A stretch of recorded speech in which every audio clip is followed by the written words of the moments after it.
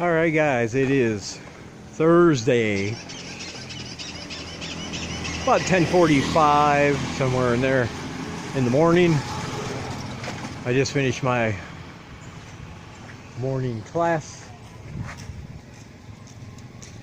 Nice flowers. I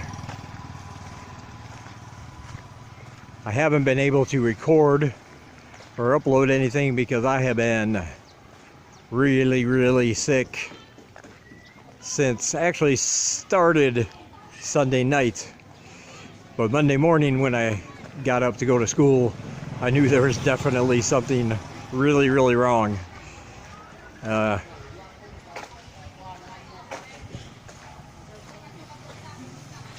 You can usually trust your own body. You know your body better than anybody, and I knew something was definitely not right going on. It wasn't food poisoning. There was no vomiting, no diarrhea, nothing like that.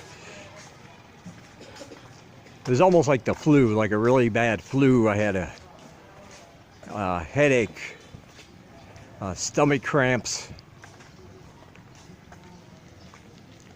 I would break out in a sweat for no reason. Laying in front of the fan, I would just start getting dizzy. Just my head would start spinning, and all of a sudden I would break out in a sweat. Then when the fan would start to cool me off, it felt like somebody had thrown a bucket of ice water on me. It was so cold that even though I was sweating, I would have to grab a blanket and wrap up, and I couldn't stop shaking. And this would just go on and on and on. I was not hungry at all. I couldn't hardly eat anything. And when I did eat, there was something wrong with my taste buds, man. None of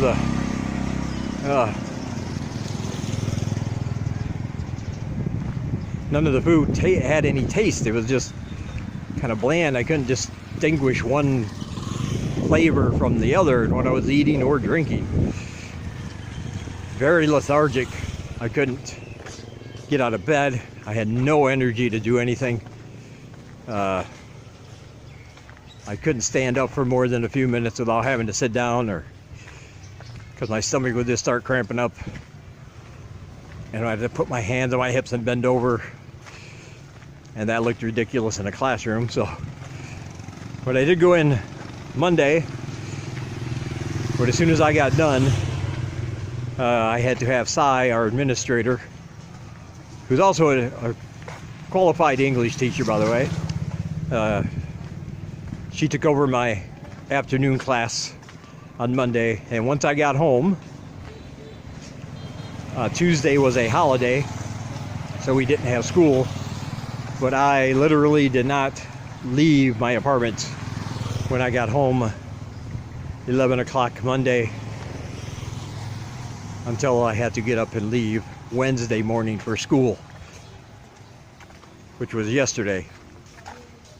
I slept so long, and yet I was still so tired. Just zero energy, zero ambition, just nothing. I didn't feel like doing anything. It was really bad. At one point I thought I might have to go to a hospital. I'm not sure exactly what's wrong with me, but it was just getting ridiculous. Wednesday I got up and went into school, the same thing. I had to tell Cy, will you cover for me again? I can't come back. I almost didn't make it walking home yesterday. We had to stop several times. I could barely walk, just so weak. But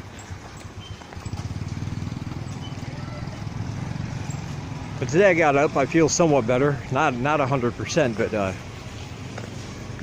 much better than I did the rest of the week. So hopefully whatever bug it is finally finishing its course and getting out of my system.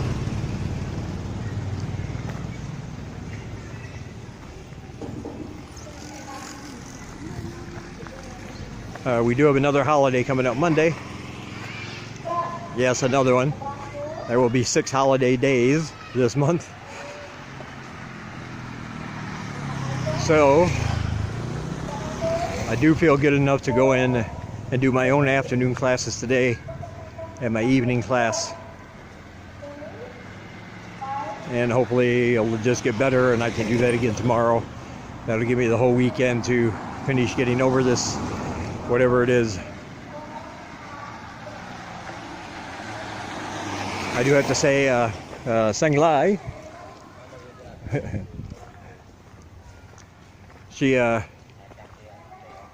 I'm telling you, if you come to Cambodia, get you a woman like this. She took care of me like it was her business.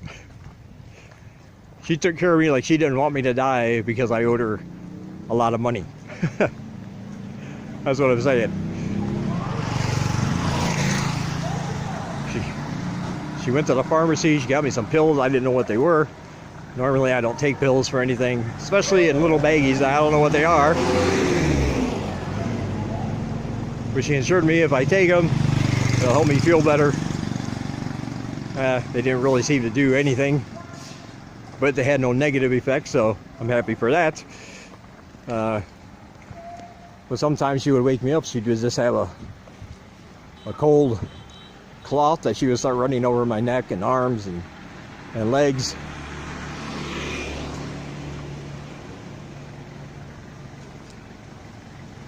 And she kept trying to give me to eat, but I wasn't hungry, and I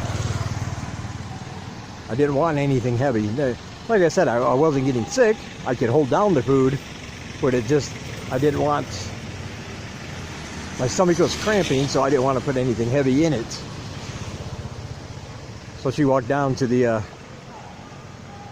little store that has the restaurant next door, and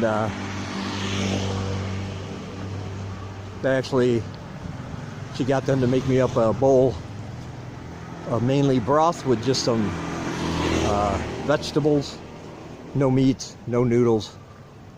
Very light, but very delicious. So I could at least eat something, because I was not eating at all.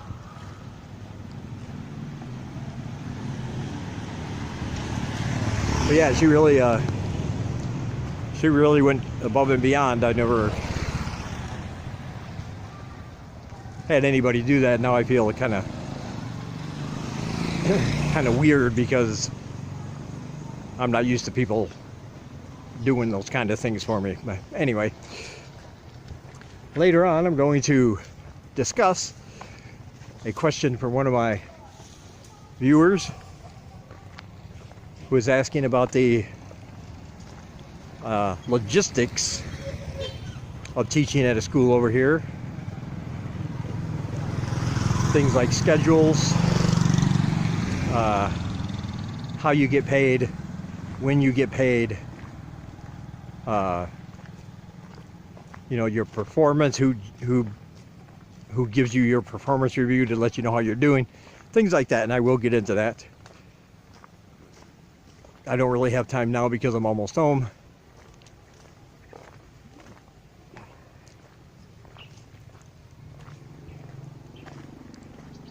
And I gotta say, for the first time I am hungry, so that's really good. I didn't eat anything today at all.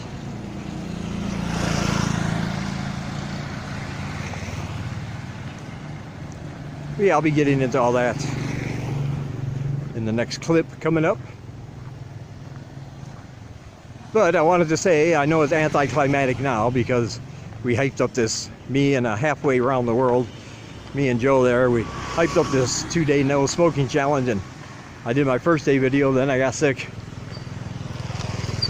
Never did the follow-up or anything, but my total was 16.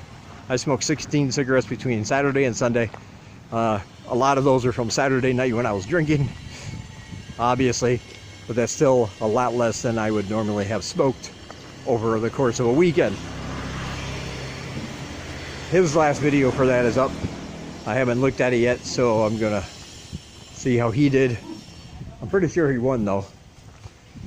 But here's the kicker. I did an extended challenge myself.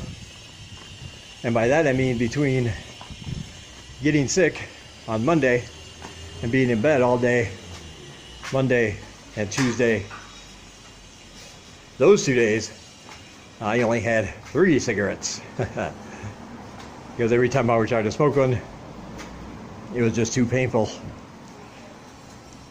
So, he may have won the main battle, but I won the smaller one, which I was in a contest with, only with myself. So, I'll take a victory. All right, I'll talk to you guys later. All right, so going back to work now, let's talk about the logistical stuff of teaching over here. I'll give you the typical way most schools do things. Every school might be a little different in some regards, but they're all basically the same. The school I'm at now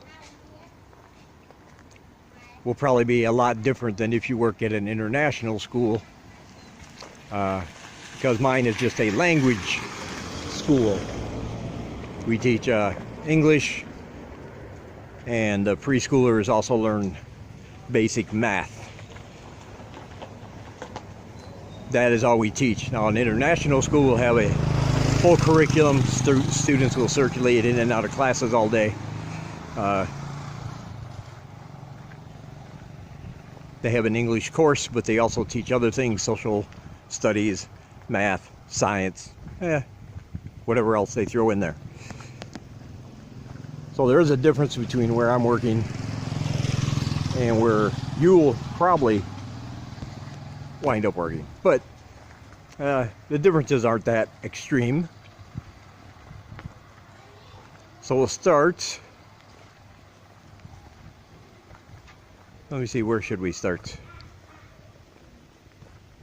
Well, let's start with the money. When you first go in, before you sign a contract, be sure you negotiate the pay that you want. The more experience you have, the more highly qualified you are, the more money you will get. But like everything else here, it's negotiable. A lot of people here, and this is sure, that the average for a teacher is $10 an hour. That's about right. However, that's not always true. And at some point during the interview, they might ask you, how much do you expect to earn?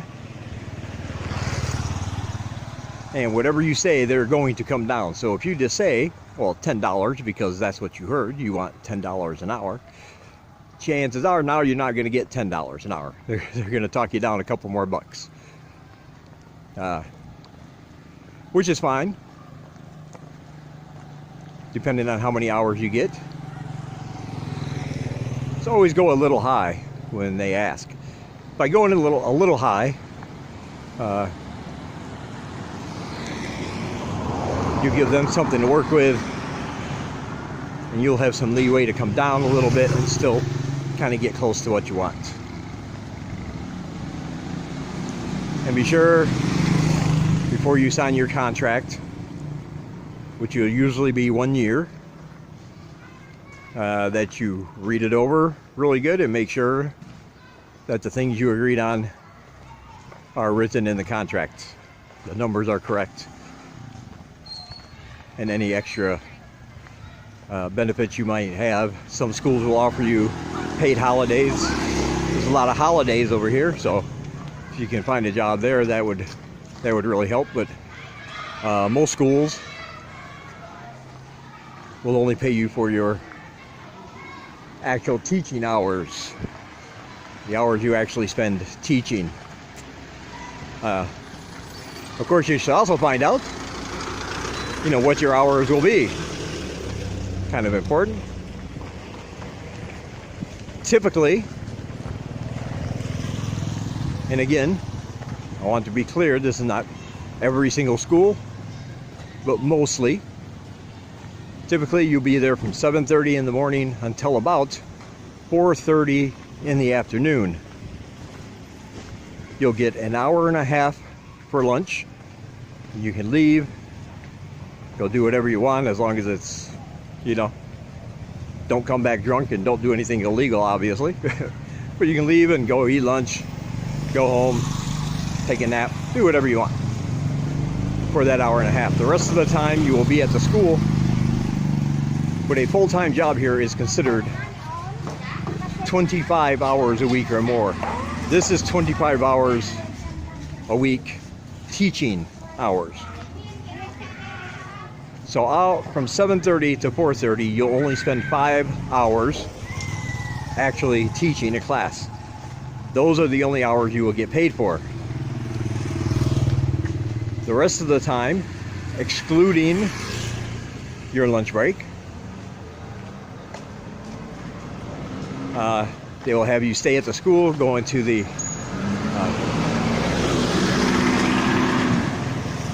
teachers or administrators room. They usually have a room with computers and work area set up, and they will have you work on your lesson plans, grading papers, coming up with tests, all your paperwork stuff. They want you to stay at the school and do that. You do not get paid for that, because you only get paid for your teaching hours. Keep that in mind. So that's your typical hours. Mine is different. I have 3 hours in the morning, 3 hours in the afternoon, and an hour at night. So I actually get 7 teaching hours a day. I get 2 different pay scales for that. My morning and afternoon classes, I get paid a flat rate for the week of $200 a week. But then my Easy English adult classes, which is 1 hour a night, and sometime in the near future, another 2 hour Saturday, 2 hour Sunday, that pays $10 per hour. So it's a bit more.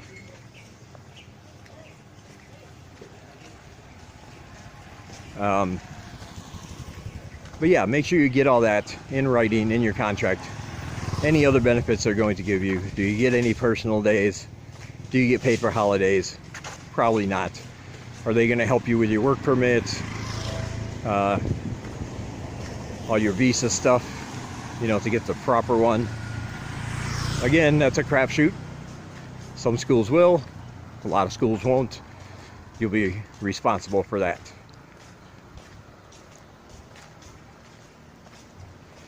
Now, when you will get paid typically once a month, and it will be paid in US dollars, and it will be in cash. Some schools will hand you the cash. They'll go through their books, show you all the teaching hours they have you recorded for. You will sign off saying you agree with that. They will give you your money. But it's always best, buy a little notebook and write down how many teaching hours you had each day, so if there's any discrepancy, you have something to back up your claim. Because without that, you have no recourse.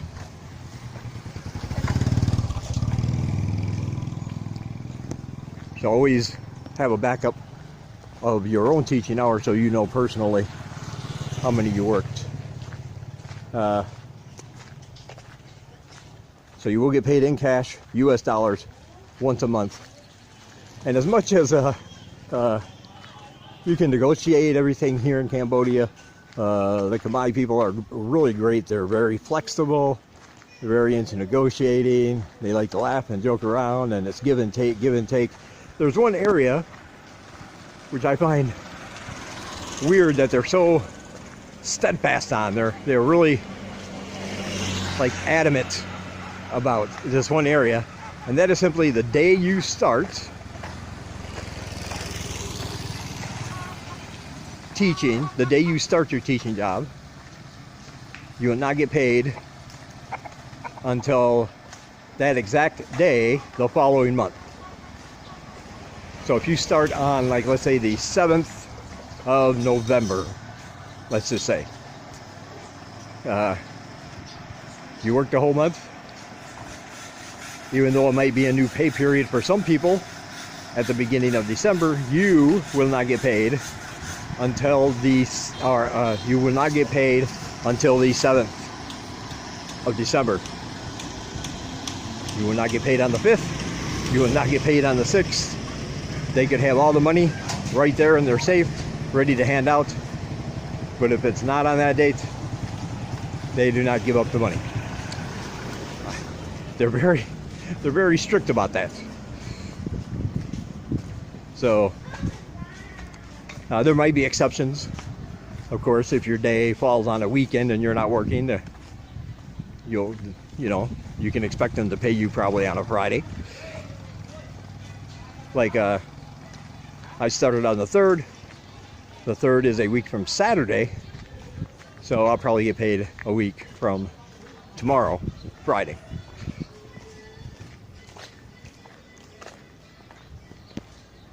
The place I worked at before, a youth international school, they paid me once every 2 weeks, so they were a little bit different. Well, they paid me every 2 weeks for my Friday classes, all 5 hours Friday classes. But my 4-hour Sunday classes, they did the whole once a month thing for that, because it fell under a different pay scale. I was getting more money for the Sunday classes. But typically, that's not going to happen. You'll typically get 5 hours a day, 25 hours a week. Like I said, depending on how you negotiate, depending on what you agree to, depending on how much they feel like paying you based on your, any experience you have or your certifications. You could be making anywhere from $7 to $12 an hour. But a lot of schools that start you out on the low end will also give you a probationary period where you can increase your pay once you've proven yourself and you have some experience under your belt.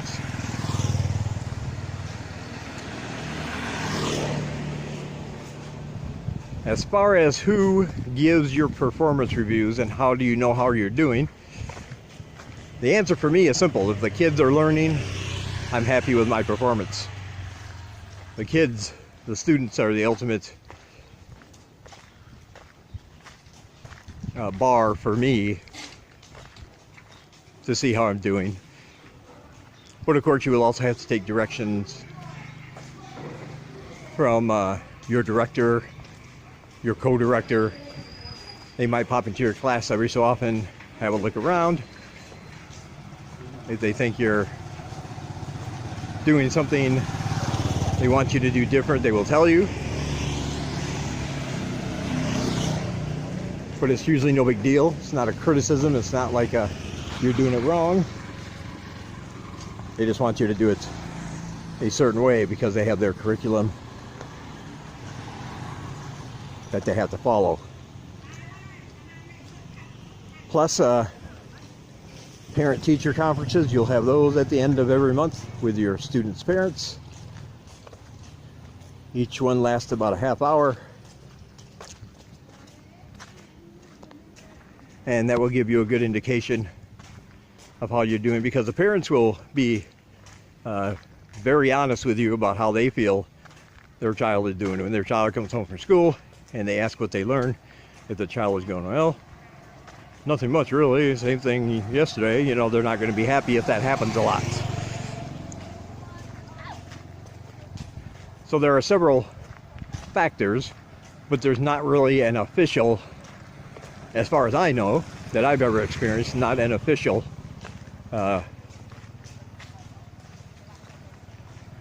what would you call it, performance review.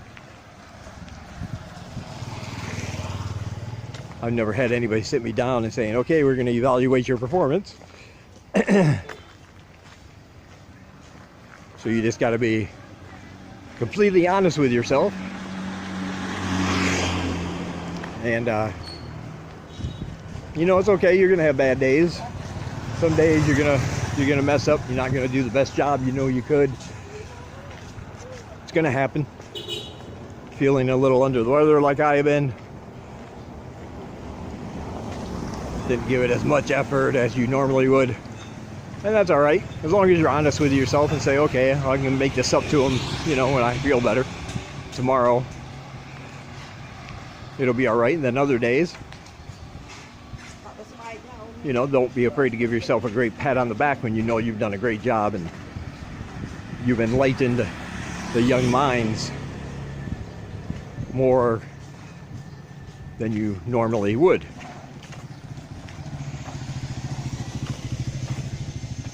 There's a lot of creativity with this job. The lesson plans, they also expect to be entertained, so you will have to come up with like games that also serve a purpose for your lesson. You can find those all over the internet. Just search ESL games. Just search it, trust me. Downloadable forms, PDF files you can get for free. You can download them, copy them, hand it out to your students. It's a crazy amount, crazy amount.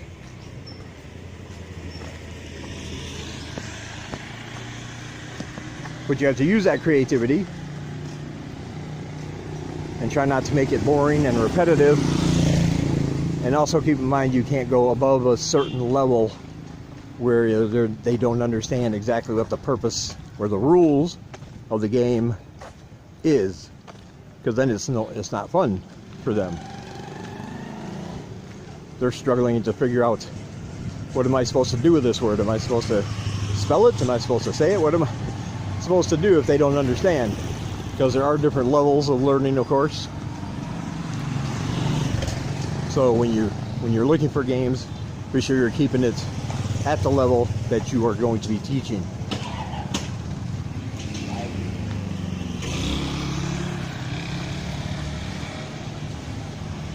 Yeah, I think that answers everything. I hope so anyway. If there's any other questions you have, you know, feel free to drop me a comment, ask me a question. That was a really good suggestion for a topic. I never thought about it before, so good job. Anyway, I'm almost at the school now, just got to cross this road.